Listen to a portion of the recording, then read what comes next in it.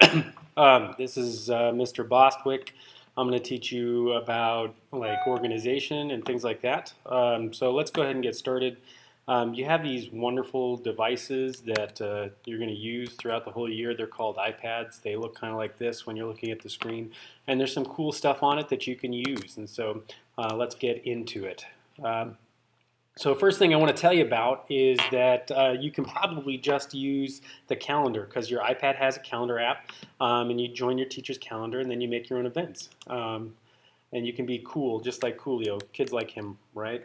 So like the way that that's going to work, though, is that if you're on your iPad and you're doing things that are totally okay for school, you're going to choose sort of the calendar app. The way that that works is you can add a whole bunch of events that you want. You can see my different events here. I have a meeting tomorrow morning. You can look at it in different ways. The thing that's great about the calendar app is that you can subscribe to other people's calendars. And so if I click calendars here, I'm subscribed to a bunch of different calendars. And so I'm subscribed to this Algebra 1 at Battle High School calendar. When I subscribe to it, I'm able to sort of see all their events but not change any of them. You can have your own personal calendar as well, and to add an event, you're just going to hit this little plus sign up here in the corner, and you get to start describing the event. You can give yourself warnings, alerts, and that kind of thing. It's pretty straightforward when you get into it, and you can give yourself as many or as few events as possible, but I'm thinking here, oh shoot, well, I've got some bad news. The bad news is that not every teacher really uses a calendar. Let's get back to the spot that I was at. Geez, oh man. So some teachers use something totally different, and Lord knows why. So the thing is that you find out what they use. Ask what they use. They might use Shobi or My Homework or something called HomeworkTron 5000, and your job is to try to use that too. And so let's say that they use something like My Homework. If they use My Homework, they're gonna it's actually pretty easy to get the hang of. When you're using My Homework, the coolest thing about it is that your teacher doesn't have to give you a code or anything like that.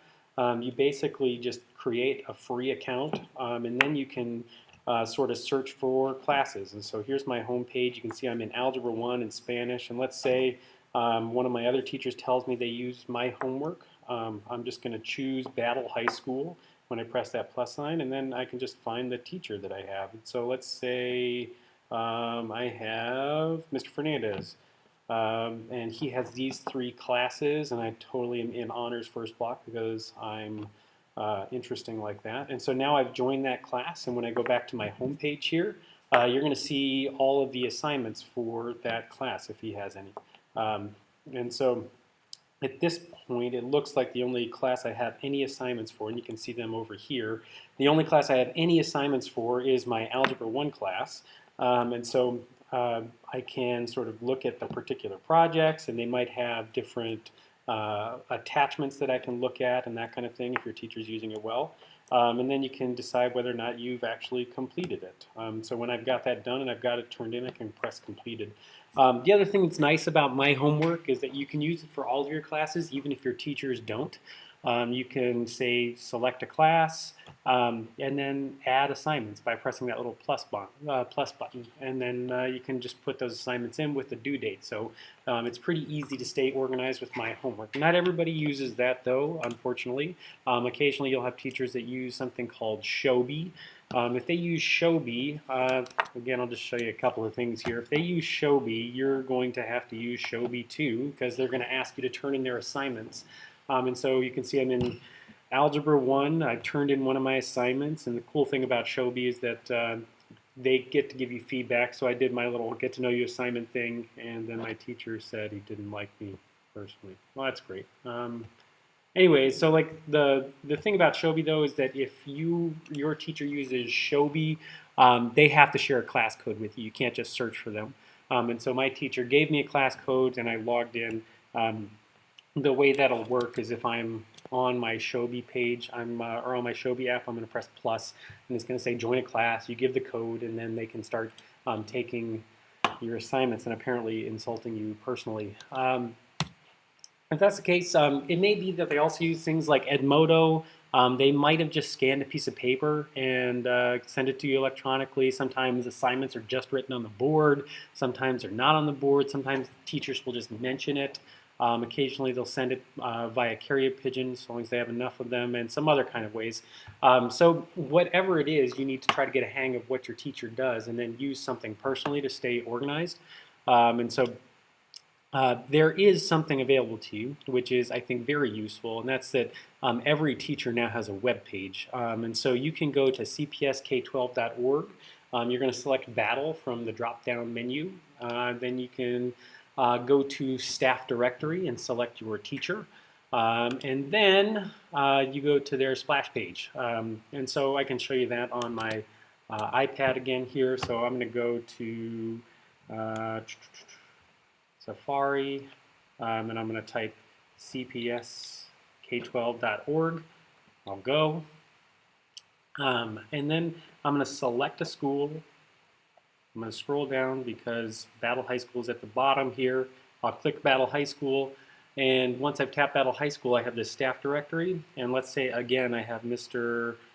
Fernandez. So I'll go to More, and then I'll select him. Where is he? Fernandez. That starts with an F. Yeah, there it is. And so it's going to take me to his page. There's a really lovely picture of him. And then you can see he has this Weebly page here. And I can go there and find out what's going on in his government class.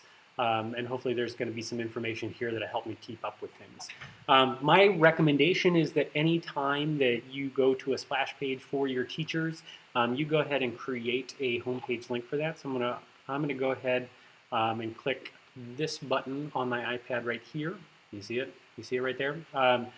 And so then I'm going to press that button, and it's going to give me the option to add to home screen. And I'm going to go ahead and do that. And when I do that, it's going to create a home screen link for my class, and I can just go back to that website immediately. I would do that for all of your teachers, by the way. And you can create just like a little folder for yourself. And so let's go ahead and do kind of like a summary thing, I guess. Oops, I clicked my calendar. Advance. So in summary, some of your peers may have stopped listening at this point. You may have also noticed that I have a really nice voice, and I should probably be in radio or something. And anyone who doesn't say the words Mr. Bostwick is awesome right now totally owes me $6 or some kind of trade worth $6. I'm willing to be really flexible in terms of the trade. I just want $6 worth of value from you. In real summary, you really need to use something to keep yourself organized. Whatever your teacher uses, they should be an expert in it. Ask them what you can do to get on the page for their class.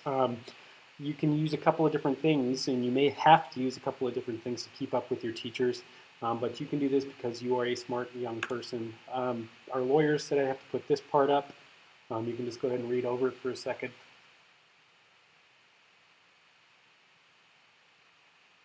All right.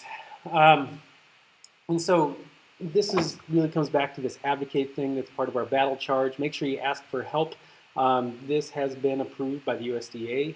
It was rated PG-13 by the Motion Picture Association of America, though nobody associated with those organizations was involved in any way. Cool. I think it's probably done.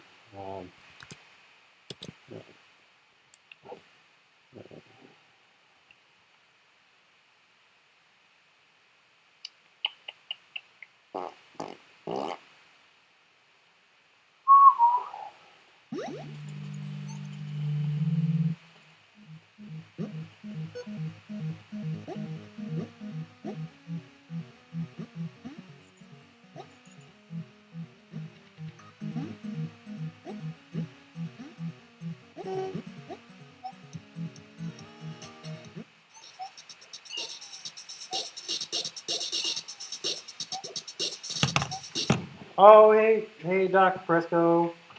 No, I'm just working on that presentation you wanted me to do. Oh no, it's oh shoot.